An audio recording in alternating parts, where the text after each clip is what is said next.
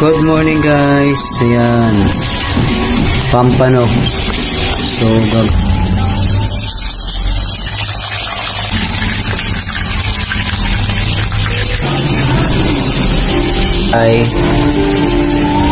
ayan, kamatis. Okay. Ulam sa panahon.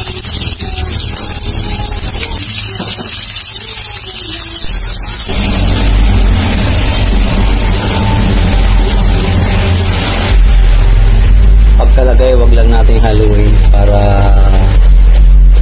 medyo buo yung egg.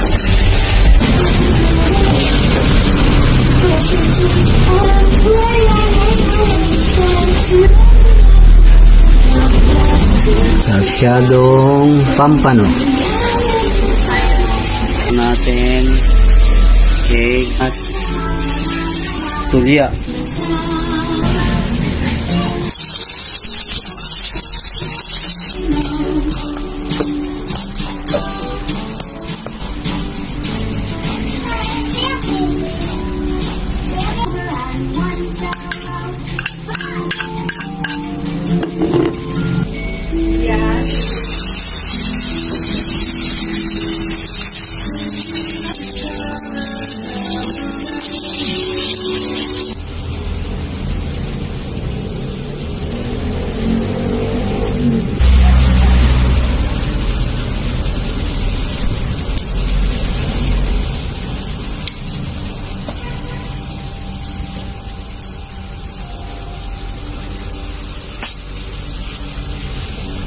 Trilateral Summit, isang pagpupulong kung saan ang tatlong bansang dating nagdidigmaan ngayon ay matalik ng magkakaibigan. Karen. Maraming salamat, Katrina Domingo.